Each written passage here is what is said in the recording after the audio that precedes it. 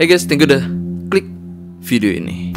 Oke, kali ini aku mau ajak kalian bahas kasus soal apa yang dilakukan dengan orang ini, yang mana dia ini memang memanfaatkan ketampanannya untuk dijadikan bisa, yang memang serem banget sih untuk semua korban-korbannya yang memang cewek gitu loh. Dan ini memang gila banget ya, dan serem banget apa yang udah dia lakukan dengan para korbannya. Oke lah, langsung aja kita bahas kayak gimana kasusnya. Tapi kayak biasa sebelum lanjut kita ritual dulu. Jadi siapin minuman dan cemilan kalian. Siapkan juga posisi ternyaman menurut kalian kayak gimana. Jadi kalau udah nyaman, ya udah langsung aja soal kasus ini. Yuk kita bahas.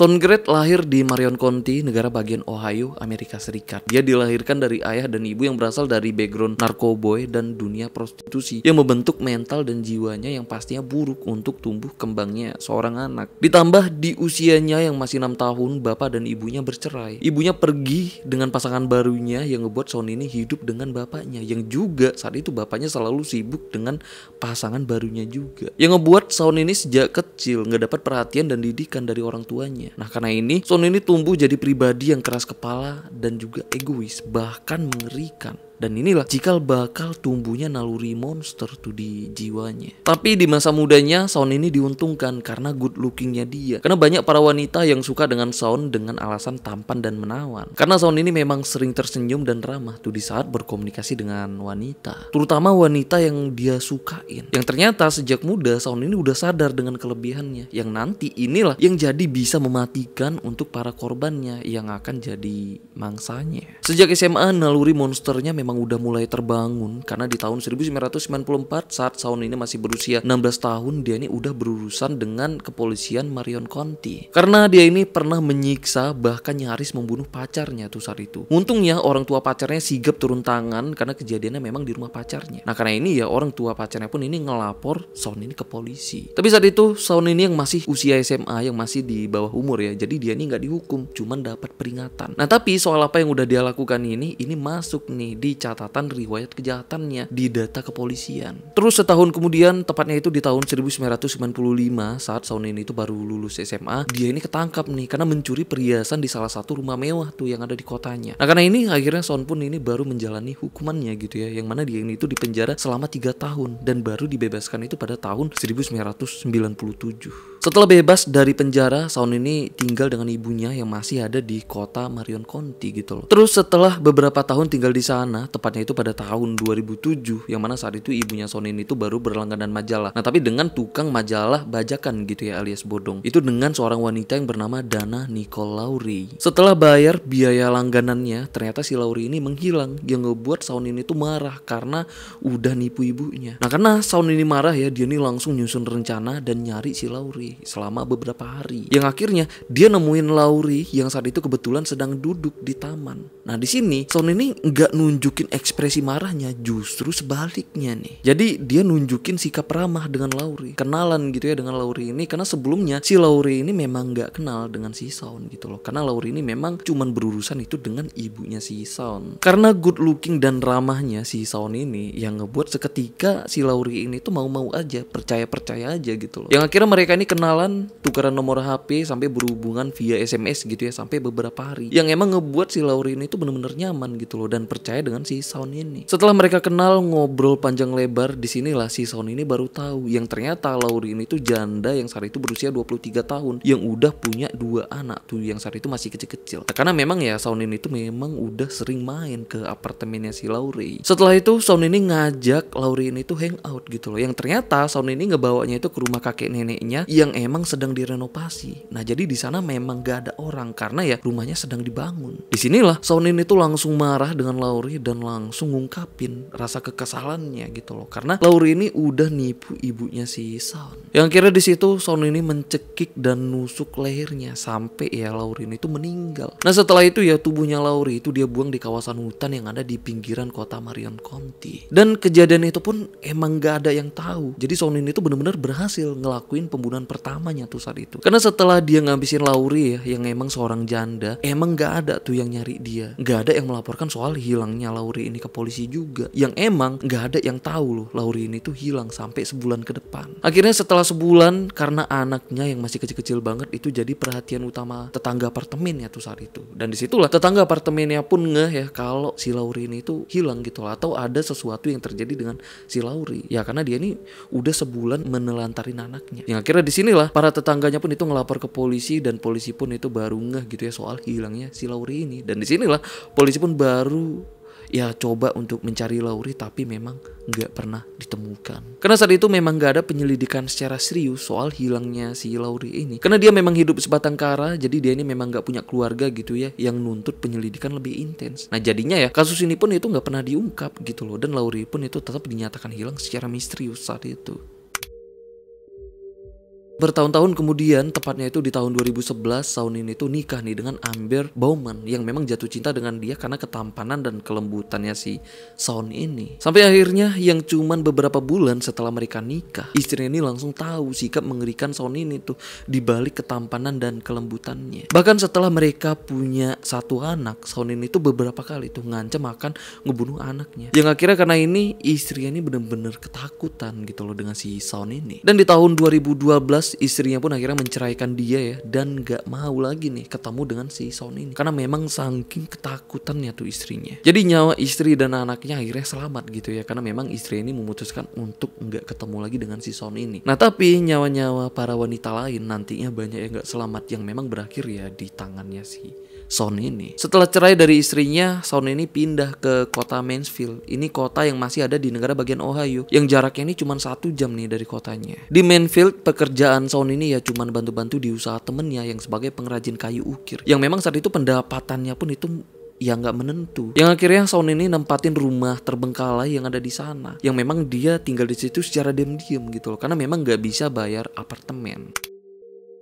Di tahun 2015 ya, Shaun ini tuh kenal dan pacaran dengan Rebecca Lacey. Dia ini tuh wanita malam yang kecanduan narkoboy. Nah jadi mereka ini kenalnya memang sama-sama ada di lingkungan malam gitu loh. Sampai orang tua Rebecca juga kenal baik nih dengan si Shaun ini. Bahkan orang tuanya ya itu tahu dan membebaskan mereka di dunia malam dan aktivitas narkoboy gitu loh. Bahkan orang tua Rebecca juga tahu ya kalau Rebecca ini memang kecanduan narkoboy saat itu. Terus setelah beberapa bulan nih ya mereka pacaran, Shaun ini ngebawa Rebecca ini ke bengkel kayu temennya nih, yang kebetulan saat itu bengkelnya itu sedang kosong. Nah di sana mereka bermalam berdua ya sambil bercocok tanam mesra itu selama semalaman lah. Paginya Rebecca duluan bangun. Di sini Rebecca ngambil uang di dompetnya Shaun yang isinya itu cuma ada $4. Sebelum Rebecca pergi, Shaun ini kebangun dan di situ dia ngelihat posisi dompetnya udah beda, dan dia pun ngecek isi dompetnya yang ternyata udah kosong. Shaun pun nanya ke Rebecca soal uang yang ada di dompetnya itu mana, dan disinilah Rebecca ini memang ngejawab secara belak-belakan kalau tubuhnya itu nggak gratis. Dan bahkan nih ya dia ini menghina isi dompet Shaun yang katanya itu sangat menyedihkan ya, karena isinya cuma $4. Karena ternyata biarpun mereka pacaran, Rebecca ini ternyata nggak mau gitu loh tubuhnya itu dipakai secara gratis secara terus menerus dengan si Shaun ini, yang berujung mereka ini ribut, yang akhirnya Shaun ini tuh mencekik Rebecca sampai Rebecca ini tuh bener-bener lemes, pingsan, nggak bergerak, dan emang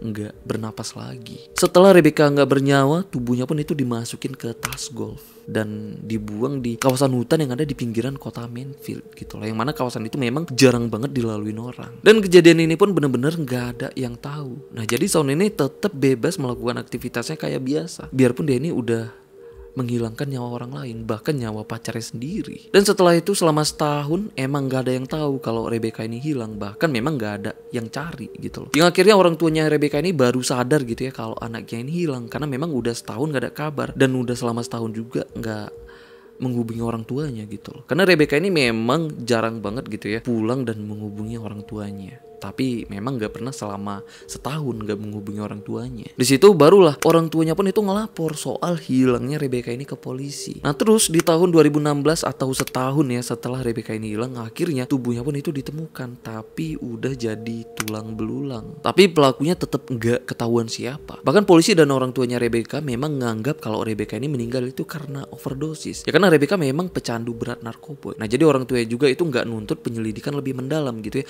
soal meninggalnya Rebecca ini. Jadi di sini lagi-lagi Son ini bisa kabur dari apa yang udah dia lakukan. Terus yang masih di tahun 2016 setelah dia ini mengeksekusi Rebecca, Son ini nyari wanita lain lagi nih dengan bermodalkan ketampanan dan keramahannya. Dan bener aja dia langsung kenal dengan Candice Cunningham yang saat itu Candice ini tuh seneng banget yang akhirnya dia nemu pacar baru di kota barunya. Karena saat itu Candice ini memang baru-baru ya tinggal di kota Mansfield. Nah dia ini memang berasal dari kota Richland, dimana ini kota yang masih berada di negara bagian Ohio. Nah Candice ini merantau ke Mansfield memang mau memulai hidup baru. Dan Candice ini juga janda yang udah berusia 29 tahun yang bahkan saat itu dia ini udah punya satu anak. Nah tapi saat itu dia ini nggak dapat hak asuh anaknya sendiri ya, karena Candice ini orang yang bermasalah banget, bahkan orang yang kecanduan narkoboy. Karena inilah Candice ini mutusin ninggalin semua masalahnya yang ada di kota lamanya dan memulai hidup baru di kota yang baru juga. Apalagi dia ini baru di Mansfield itu langsung ketemu lelaki tampan, ramah, lembut dan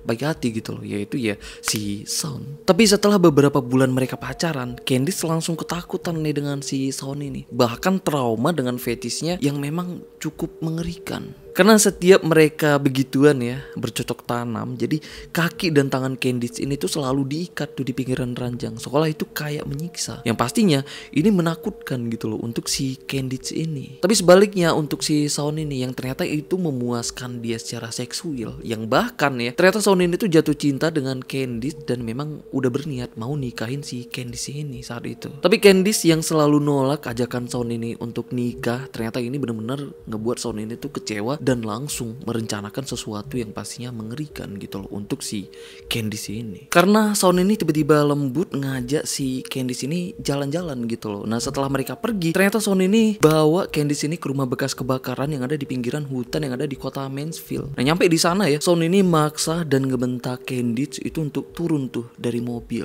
Tapi Candice nggak mau karena dia tahu ya dia mau dibunuh tuh di situ. Nah sampai Son ini menghantam kepalanya itu ke dashboard gitu loh, sampai Candice ini tuh pingsan. Setelah itu Son ini ngebawa Candice ke rumah bekas kebakaran ini dan mencekiknya ya sampai bener-bener nggak bernapas lagi. Nah setelah itu tubuhnya pun itu dibuang tuh di hutan sekitaran situ. Setelah ini pun Candice nggak pernah dikabarkan hilang karena saat itu ya orang tuanya Candice emang udah nggak berhubungan lagi tuh dengan dia. Karena orang tuanya taunya kalau Candice ini keluar kota memang mau menghilang dan mau memulai hidup baru gitu loh. Jadi karena ini lagi-lagi Son ini berhasil ngelakuin ini semua bahkan tanpa takut ketahuan. Bahkan nih ya di sini Son ini udah ketagihan ngelakuin ini ya ke para wanita. Setelah kejadian tadi Son ini nyari wanita lain dan dengan gampangnya Son ini dapat kenalan baru yang bernama Elizabeth Griffith. Mereka ketemu dan kenalannya itu di Kroc Center yang ada di Mansfield County gitu loh. Nah jadi Kroc Center ini itu semacam pusat aktivitas masyarakat di sana ya. Itu semacam ada beberapa cabang sport, ada juga aktivitas seni, bahkan sampai kegiatan spiritual dan keagamaan juga ada tuh di situ. Disinilah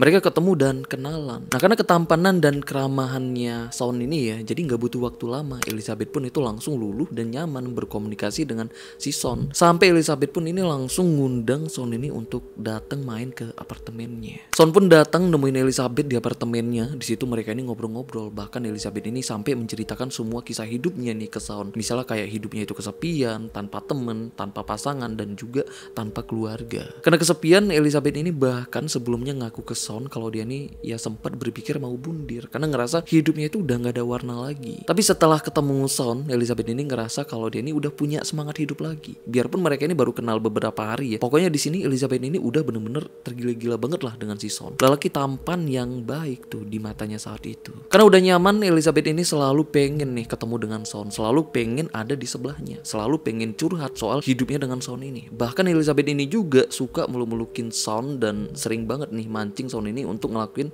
hal-hal intim. Ternyata karena kayak gitu, Son ini justru ngerasa sebaliknya gitu loh. Karena Son ini justru ngerasa geli yang akhirnya dia ini berpikir untuk menghindar dari Elizabeth. Caranya dia ngajak Elizabeth ini datang ke rumahnya untuk main Yahtzee gitu loh. Yang mana ini permainan lempar dadu. Setelah main Yahtzee yang awalnya dengan gerakan bercanda, Son ini mencekik Elizabeth tuh dari belakang. Nah terus dengan sambil ketawa-ketawa gitu ya, Son ini ngomong nih kayak gini, "Kamu pengen mati kan?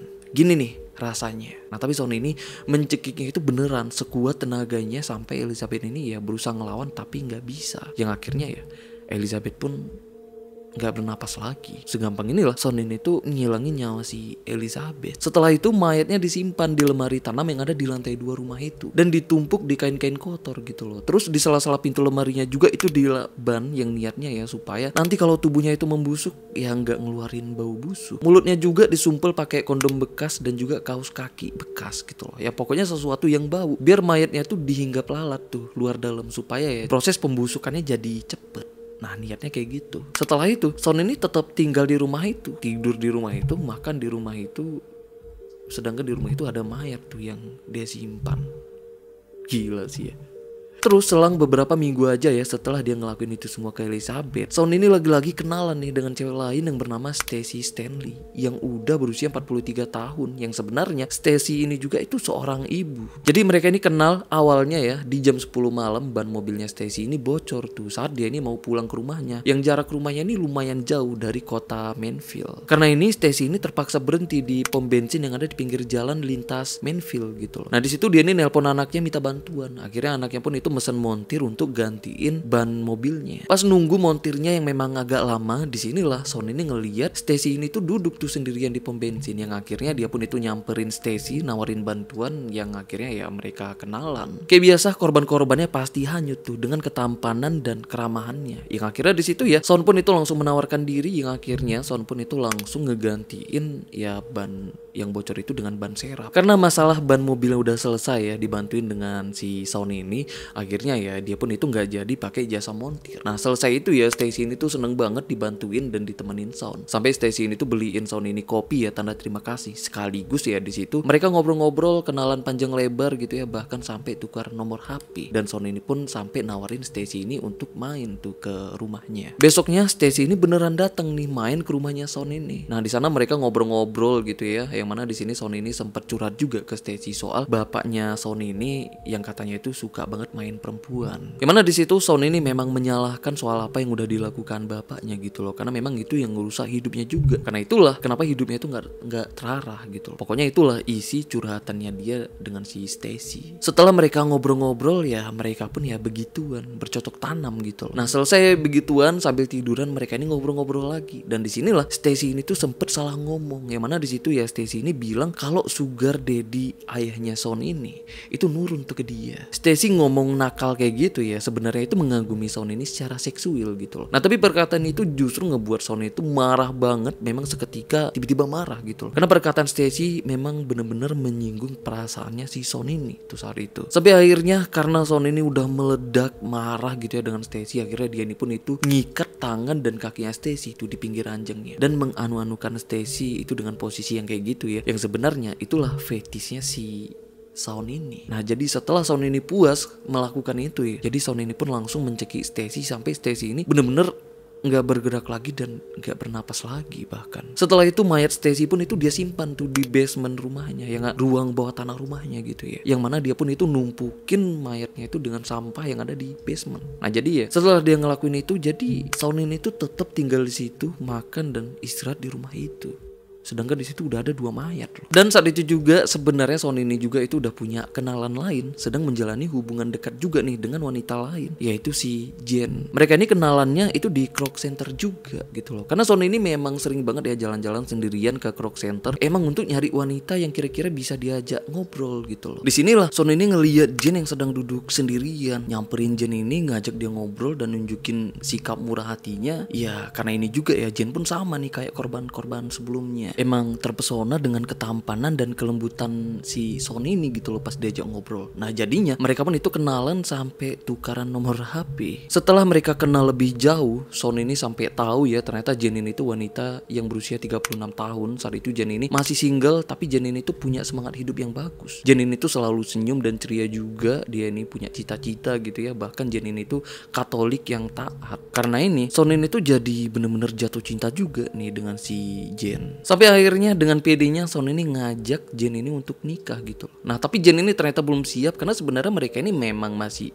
baru kenal banget. Biarpun Jen ini kagum dengan ketampanan dan baiknya si Son ini ya, dia masih tetap berpikir logis soal ajakan Son ini untuk nikah. Ya karena memang terkesan terburu-buru. Karena Jen ini nolak, jadi kalian udah bisa nebak gitu ya apa yang ada di dalam pikiran Son ini. Ya Son pun itu langsung merencanakan akan menculik si Jen dengan cara yang sebenarnya ini sederhana banget. Caranya Son ini tuh ngajak Jen ini untuk main ke rumahnya. Nah karena mereka memang udah kenal baik gitu ya, jadinya ya Jen pun itu tanpa pikir panjang mengiyakan ajakan si Son ini. Sampai akhirnya Jen ini pun datang nih ke rumahnya Son. Nyampe di sana ya, Jen pun itu langsung disekap, langsung diikat tuh dengan si Son ini dengan posisi ikatan yang sama tuh kayak Stacy tadi, yang tangan dan kakinya itu diikat tuh di pinggiran ranjang dia gitu loh. Setiap Jen ini berusaha nolak dan ngelawan ya dalam keadaan terikat. Disitulah Son ini tuh mukulin dan nyiksa Jen ini sampai Jen ini tuh bener-bener lemes, ngerasain siksaan yang cukup mengerikan tuh selama 2 hari 2 malam tuh dia nih disekap di rumah itu. Tapi di hari kedua di saat Son sedang tidur ya, di sini untungnya Jen ini tuh bisa ngambil HP-nya Son yang memang kebetulan banget HP-nya itu ditaruh tuh di dekat ranjang yang memang bisa dia ambil. Sambil bisik-bisik Jen ini pun langsung nelpon 911. Nah kenapa bisik-bisik? Karena di dekatnya dia itu Son yang sedang tidur.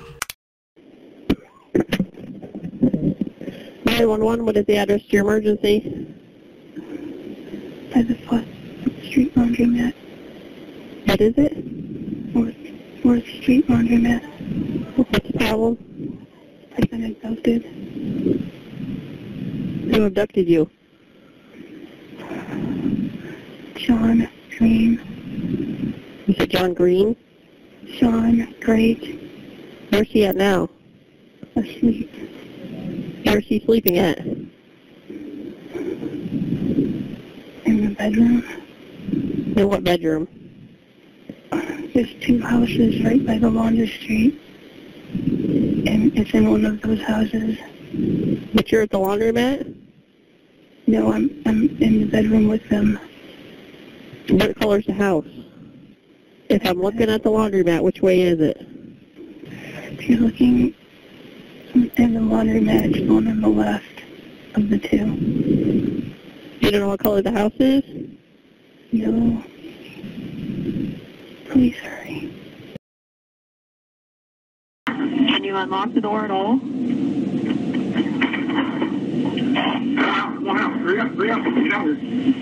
Syukurnya saat itu Son ini nggak bener-bener kebangun. Sampai beberapa menit kemudian polisi pun datang yang akhirnya Jen pun itu bisa diselamatkan. Yang mana Jen ini memang satu-satunya korbannya yang selamat. Bahkan berkat Jen ini juga ya, aksi mengerikan yang dilakukan Son ini benar-benar berakhir gitu loh. Karena Son ini akhirnya ditangkap. Yang awalnya polisi masih nggak tahu ya kasus-kasus dia sebelumnya. Jadi awalnya ya Son ini ditangkap itu karena udah menculik si Jen. Tapi pas polisi tahu ternyata rumah yang ditempatin Son ini ya itu rumah terbengkalai, bukan rumah dia gitu loh. Yang artinya ya Son ini tuh ilegal tinggal di situ. Yang akhirnya ya karena itu polisi pun itu menggeledah rumah yang ditempatin dengan si Son ini. Disinilah polisi benar-benar kaget karena nemuin 2 mayat wanita yang ada di rumah itu. Yang satu di lantai 2 ya, itu mayatnya Elizabeth yang saat ditemukan itu keadaannya udah mulai membusuk. Dan juga mayatnya Stacy ditemukan itu di basement dalam keadaan yang hampir membusuk juga. Jadi karena memang Son ini udah ngebuat polisi benar-benar geger dan kaget ya. Pastinya Son ini pun itu langsung diselidiki lebih detail lagi. Sampai dicek juga nih gimana riwayat kejahatan sebelumnya. Ternyata disinilah awal mulanya polisi tahu ya kalau dulu Son ini itu pernah hampir membunuh mantan pacarnya pas dia ini masih SMA gitu loh. Karena itu memang tercatat di riwayat kejahatannya. Polisi pun akhirnya coba selidikin lebih dalam lagi melalui interview sampai beberapa hari penuh. Dan dipancing dengan berbagai pertanyaan-pertanyaan yang mengandung jebakan Batman. Sampai akhirnya Son ini pun kepancing dan mengakui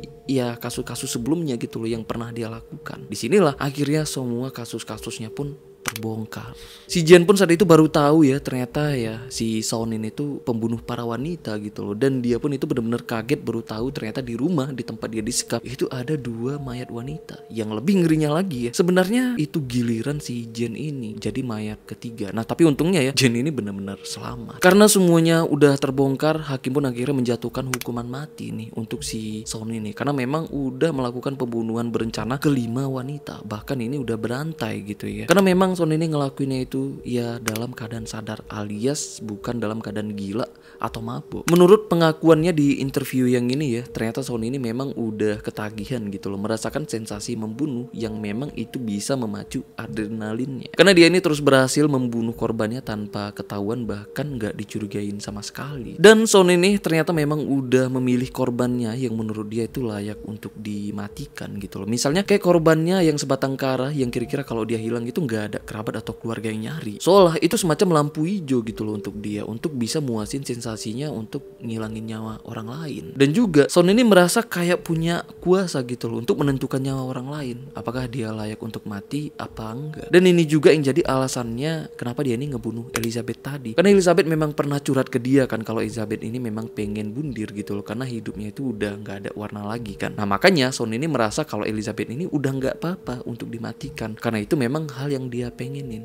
Nah menurut si Son ini kayak gitu. Terus karena ini ya saat itu di tahun 2016 kasusnya Son ini itu bener-bener kasus yang gede banget, bener-bener ngagetin semua orang yang ada di negara bagian Ohio, bahkan seluruh Amerika Serikat tuh saat itu. Sampai mantan istrinya di interview, sampai dia pun itu nangis karena ngerasa kasihan dengan para wanita yang sebagai korbannya. Karena seolah ya mantan istri ini tahu gitu loh apa yang dirasakan dengan para korbannya dan semenderita apa yang dirasakan korbannya sebelum korbannya ini meninggoy. Dan juga di situ istrinya bersyukur karena ya istrinya ini merasa kalau dia tuh udah selamat dari ajal gitu loh. Karena selama Son ini yang masih jadi suaminya, Son ini memang pernah ngancam akan menghilangkan nyawa dia dan menghilangkan nyawa anaknya. Dan soal rumah yang ditempatin Son ini, rumah terbengkalai yang gak ada penghuninya ya, akhirnya karena ini pemerintah di negara bagian Ohio pun itu menghancurkan rumah-rumah yang terbengkalai gitu loh, dan juga nutupin semua pintu jendelanya gitu ya kalau memang pemilik dari rumah itu gak setuju kalau rumahnya itu dihancurin gitu loh. Karena memang di sana banyak banget rumah tapi penghuninya gak ada gitu loh. Mungkin penghuninya itu di luar kota, bahkan mungkin di luar negeri. Jadi rumahnya itu rumah terbengkalai yang sering banget rumah kayak gitu dijadikan pelaku-pelaku kriminal ya, jadi kandangnya gitu loh, jadi sarangnya, bahkan jadi tempat dia untuk melakukan hal-hal yang mengerikan kayak si Son tadi. Jadi inilah kasus soal apa yang dilakukan Son ini yang menurut aku ini cukup mengerikan gitu ya kasusnya. Gimana nih menurut kalian soal Son ini dan soal apa yang udah dia lakukan? Dan untuk kasus kedepannya mungkin kalian ada ide gitu ya, serunya kita bahas kasus apa. Jadi kalau memang kalian nemu kasus yang kiranya seru untuk kita bahas di next konten gitu ya, atau kedepannya kalian tinggalin aja di kolom komen di bawah atau langsung ke media sosial aku. Ya kalau memang seru ya bakal kita bahas di next konten. Oke lah, sampai sini aja. Aku Rizka Wadiono. Bye bye.